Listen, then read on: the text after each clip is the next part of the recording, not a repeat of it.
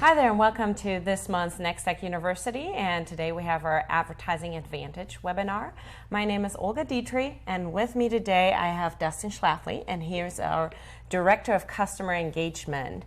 Hi, Dustin, welcome. Thank you, Olga. Thanks for having me. Appreciate it. And Dustin has a lot of experience in the whole world of advertising and marketing, and that's great because our topic today is how to get your organization to buy into marketing. Dustin, is that something you've maybe done in the past? Well, I was going to say, are you calling me old by saying I've done this for a long time? Not at all. Okay. Experience. Okay. Very good. Experience, yes. I've been here at Nex-Tech 20 years, so I've been around the bridge a few times. So, yes, I'm looking forward to the conversation today. Great. Okay, so I'm going to start us off here today with listing a couple of things that I know we've heard from customers before. And I'm sure you've heard that within our organization before too, and I think those are just general statements that everybody might have caught. And so some of the things that you hear about marketing is either it goes from the one end of the spectrum of, oh, we don't need marketing. Our customers, they know who we are. To all the way to marketing is too expensive, or it's just an add-on, we can't really afford it, it's a luxury, to maybe we need better marketing and we need more marketing, but that's a lot of times very ill-defined, right? Exactly. One of the things I'll talk a little bit later on is kind of a new theory that I would say that's probably been in the last 25 or 30 years. That's really kind of the three-legged approach to a business. So I'll expand on that a little bit, a little later in the presentation today. So okay, great. So here are some fun slides for you. What most people think marketing is. Dustin, I think you're enjoying this. We just need to create a viral video, and that's all. That's all we need, and we're good to go. And they'll come in by the droves, and they'll be spending their money. That's right. Everybody can be an online superstar. And then this is what marketing people a lot of times think it is. Very complex, very educated. Yes. That's right. So many things to it. And usually the reality lies somewhere in the middle. That's exactly right. But here is actually what it really is, and I really like this slide. That kind of hit home for me because I was like, hey, you know what? Marketing actually does affect everything you do in your business and vice versa. Everything you do as a business affects your marketing, right? Exactly. So talking a little bit about theory, I like to talk about that. So really, being an expert. Yeah, exactly.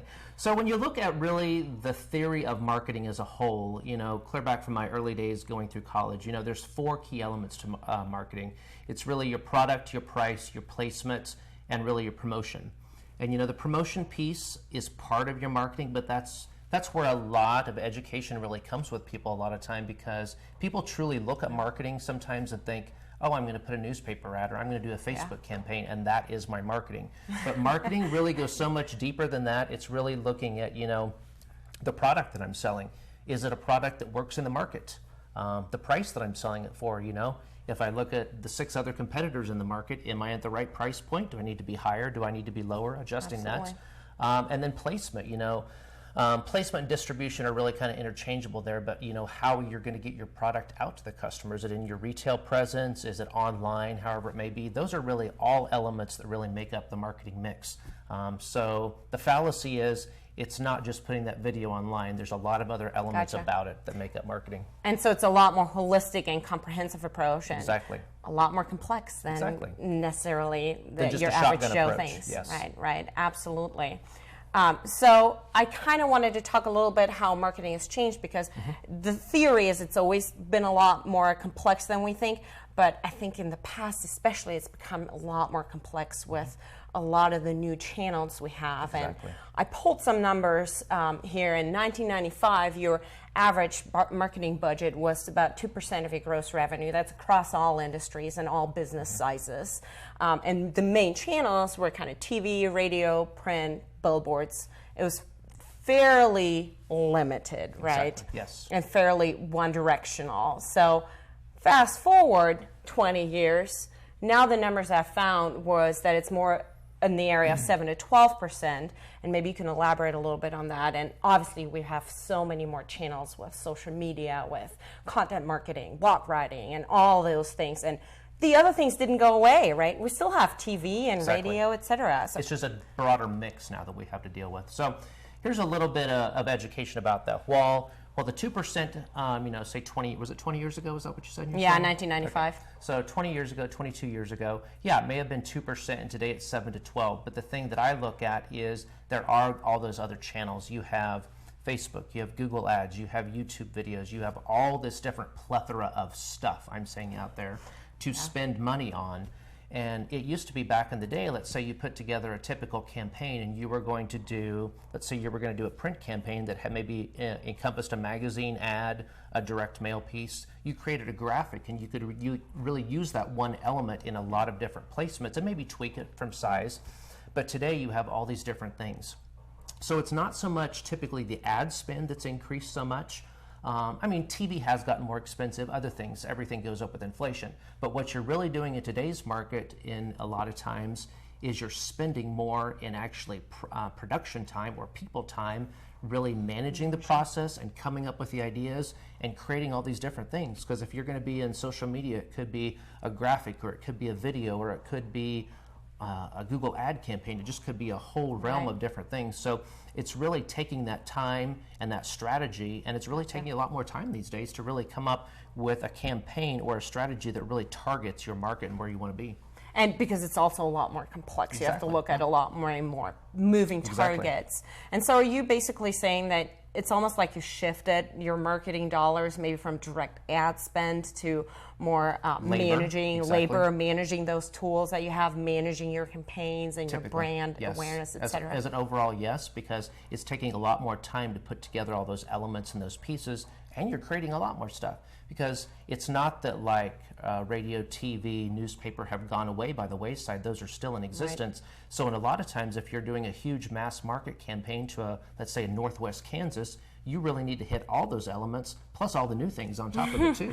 Oh wow, that gets pretty complicated pretty quickly. It does. And so then from a marketing standpoint, as a company that also provides marketing services to customers, how has that impacted that? Because I could imagine that now maybe rather than customers just coming to us and saying, hey, I just want this one direct mail piece, maybe a lot of this goes a lot more into strategizing, consulting, and it does, because you really, sorry to interrupt, but you really have to take a look at, maybe the client will come to you and say, I want to do a direct mail piece. But I guess what you really need to take a look at is a direct mail piece really what you need to be doing? If I could give an example from one that actually happened, it was a great example from somebody that we were working with in the medical industry recently, is they had this theory that they, if you're looking at having babies or in birthing, they were doing a lot of advertising in the newspaper. Who is your typical demographic that's looking at a newspaper?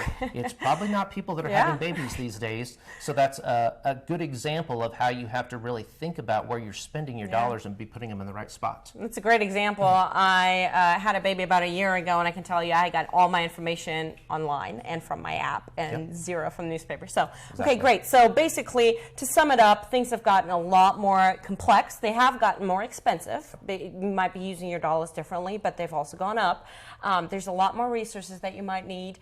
And another thing that we haven't really talked about, but I think it's common knowledge with marketing, a lot of times you don't really see the results of the money you're spending till way later on. So a lot of times it's difficult to convince people. It's a large cycle sometimes. I mean, it could take a year to come in some things of fruition, especially if it's a brand new product launch. So you're asking people to spend money that you can't really show the results yet. Exactly. That's not an easy task to do.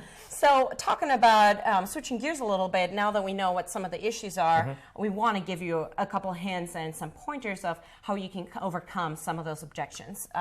So really, this is just to sum it up, there is a new approach that we really need for marketing, and it's a more holistic, more comprehensive approach.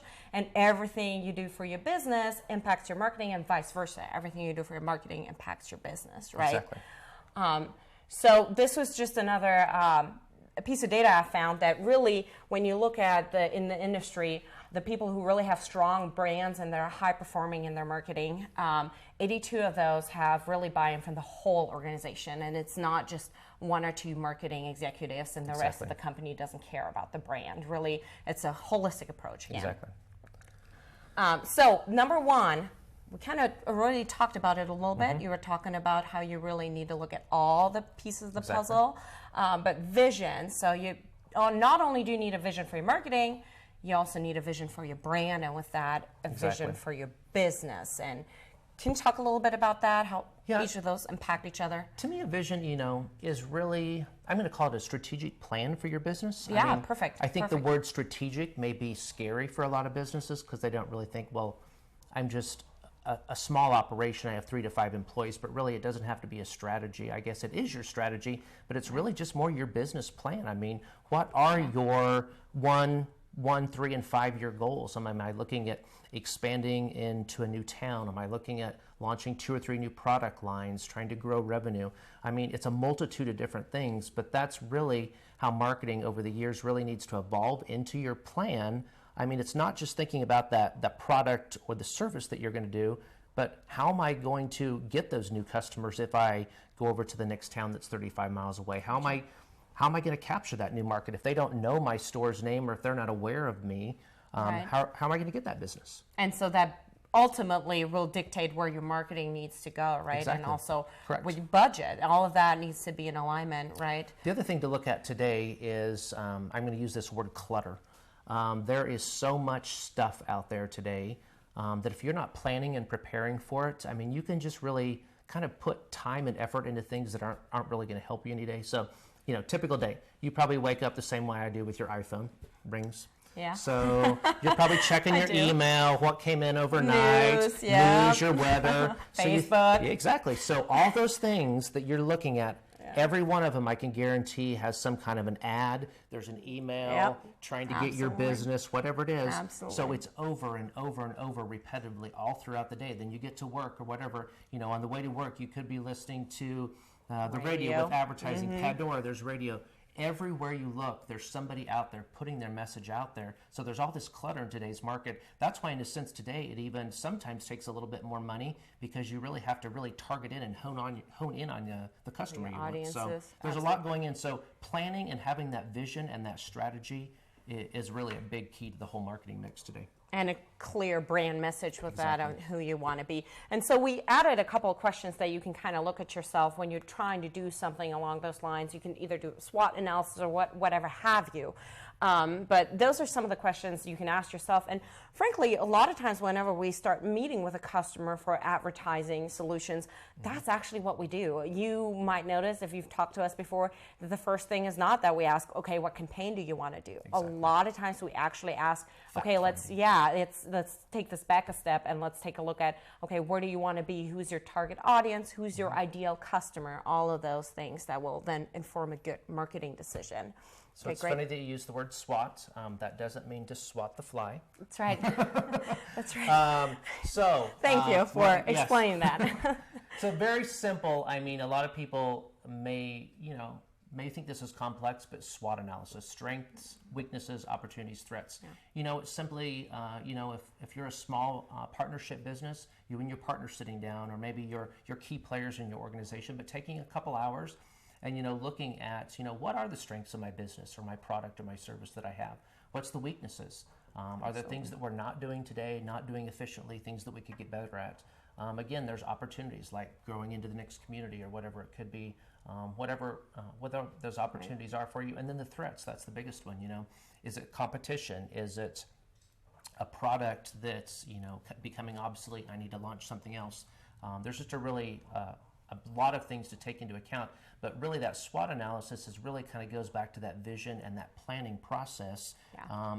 Really doing that every year and kind of going through those and looking at it really kind of can be your vision and your planning process for you. Absolutely, absolutely. And then the other thing is that those really then inform your budget. And we actually had a webinar about marketing budget last month.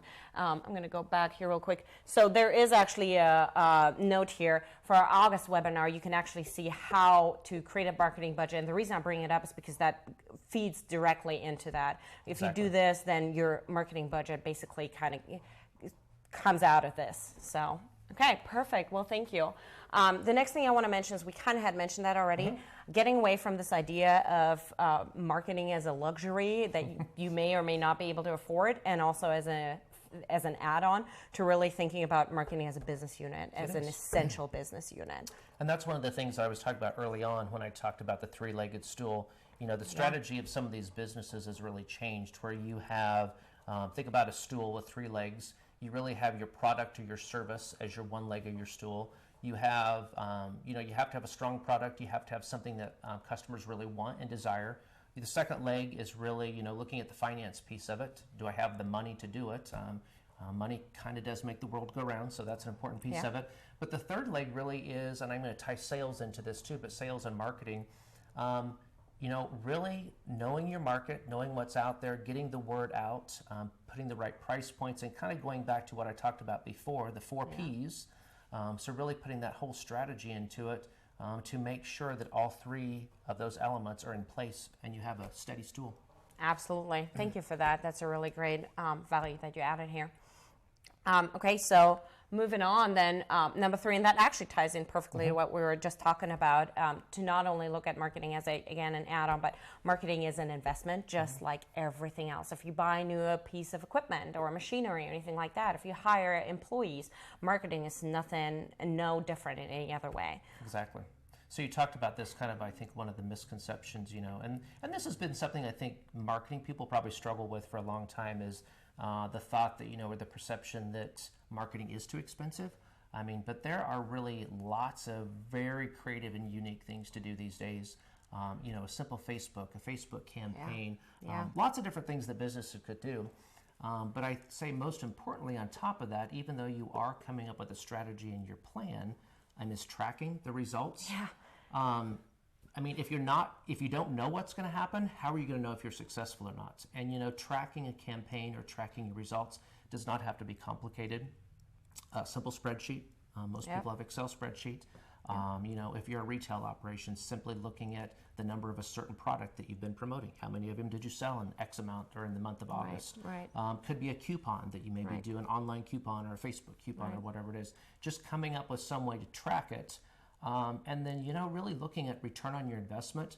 Well, it may sound scary and this big model or everything. Really, it's looking at, how much money did I spend on the marketing campaign to invest in this, and really simply looking at your net profit that you got, and did I get enough net profit to cover what I spent on it? Is really simply what it's looking at. So it can be complex in certain organizations, but you can simplify it really easily. Absolutely. Because that's really what you need to look at is what I'm doing making me more money, and then in turn I can have more money to spend to your next expand marketing budget. Exactly. Yes. Yeah. Absolutely. It's this cycle. So. Absolutely. Well, and the cool thing about our digital world is that everything is 100% trackable. Exactly. If anybody lands on your website, if anybody clicks on anything you put out there, you can 100% track it. That's the beauty of the digital world. So there's really no reason to not do it. Yes, but I will say, going back to that time and that effort, it can be very complicated. Absolutely. If you don't know what you're doing and don't know the metrics to look for and don't know the things to look for, it can be complicated and overwhelming. So which is where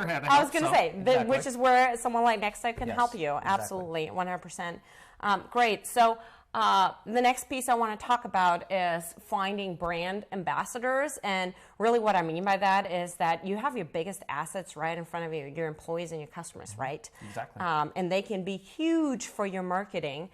So I know Nex-Tech did a really good job with that. And I know I'm biased, but tell us a little bit about our Here For You campaign, because I thought that was a great example of that. So the Here For You campaign is, I'm going to say, really kind of a testimonial campaign, and testimonial campaigns have really been big in the marketing world forever. Getting people or customers that like your products to really talk about and rave about your products. So, a few years ago, we really kind of did our own internal SWOT with just the marketing group, looking at the competition, different things that we could do, and really what we felt that we really succeeded at well. And the one thing we walked away with is our employees. The people that work here, we are some of the best assets and the best PR and things for our company. So why not utilize those ambassadors, per se, that you're talking about to really promote our products and services throughout? So that's really what we've done for the last several years. We kind of started out, surveying the staff. We'd ask just some simple questions like, what things do you like about Nex-Tech? Share a story with us about how you helped a customer or how you recommended a service that really made a customer's life easier. So those are things that we then implemented into our advertising. They could be simple print pieces, online banner ads, Facebook ads, all kinds of different things. So it's been really fun to really see that evolve. And the thing is, while a lot of people are scared to do that, some people don't like getting up in front of the camera. they're actually very proud when they do it. It That's actually, awesome. you see a turn in some people, and you That's kind of awesome. see that bright and shining light sometimes. So That's a couple really of these are awesome. kind of fun. Actually, this is Megan, one of our sales reps up Yeah. here. She's actually in one of ours, and actually this one down here is the one that's currently running, and that's Theo. He actually is the child of 2 of our employees. So it was fun to have Yeah. him in the campaign. He did a fantastic job. So the added benefit of that is not only, first of all, you're really cutting down on cost because you don't have to hire anybody to do anything. You have your own people, and it cannot get any more genuine than that. And especially with the world of, talking about my generation, I consider myself a millennial, there's proven data that they are so much more willing to act on true testimonials, and we're not talking about your actor, I really like this product, but you didn't even ask them to post, but they just posted anyway because they love your product so much. And that's what you can do. Just if the next time you're trying to find a new slogan for your company, make it a contest for your employees or your customers and see what they can come up with. Chances are they're going to be the most creative force you have. And the other piece of that is highlight all the cool things that your employees do. Each of us has a great presence in their community, and so do our employees. So make sure that you show that off and you really let them shine and show how much tied into the community they are. It doesn't cost you anything. You can post it. It doesn't always have to be a well thought out and expensive campaign. You can just go onto your Facebook and do an organic post. It might not have such a strong ROI like some of the paid campaigns, but it will all feed into your exposure and your brand awareness and all of that. Yes, those are harder to track, of course, and really get that ROI. But if you get something out there that will go viral and people like, and it's a strong message, it's very trackable and you'll see it immediately. And powerful. Exactly. Yeah, absolutely. Good. Okay, so I'm going to fast forward here. Really, in summary, one thing to keep in mind is we're asking people to really change other people's minds, and that is always a slow process. It is. Change can be hard, and we're really looking at marketing in a completely different way, the way we've never really looked at it before. So just make sure you're aware that you're in it for the long haul. It might take a while. Take some baby steps. It might take you a little bit to get going, but those baby steps will eventually pay off. And then also really celebrate and communicate your successes. I think your team does such an amazing job with that, Dustin. Every time you guys do a cool thing, you post it and you think, oh, wow, we're really fun. Our company's really fun and really cool. It makes it awesome to work for us. And I guess going back on that, the small thing, there's so many small little steps to take. Could be as simple as creating, excuse me, a Facebook page, a brochure. Just really looking at your whole image as a whole. Maybe it's a fresh look for your logo and a tagline or whatever. There's really simple things that you can sometimes do that really pulls it all together. And then again, when you have a good one, celebrate it. Have fun. Absolutely. And communicate also the successes. Not only, hey, we did this and it looks great. Also, hey, we got this return on this. We had so many likes. We had so many posts. I think one of your team members sent out how many views we had for one of the webinars I did. And I was like, oh, that's really cool. That's awesome. It makes you really feel good about yourself and your company and an overall positive message. And that also helps you have fun with it. I do want to mention one little thing we have on there, stretch budget, because that's not necessarily obvious. Exactly. So the idea is that if you reach a goal, that next time you get to stretch your budget. Which goes back to tracking, which goes back to ROI. Correct. So if you are spending and making more money, you can then afford to stretch that budget a little bit and spend more the next time. Exactly. So that could be a good strategy maybe when you're talking to your boss to say, hey, I know we have this budget now, but if I reach this goal, maybe we can increase it by X amount because I reached that goal. So you can slowly work your way up to where you want to be. Correct. Cool. Well, thank you so much, Awesome. Dustin. Thank you. Appreciate it. Really appreciate you joining us today. Here's our last slide that has our information on how to get in touch with us. Just send us an email to insidesales@nextech.com. And as always, you can check out all of our free webinars at nextech.com/free webinars. There's a lot of good content out there, so make sure you check it out. Thank you so much. Thanks, Olga.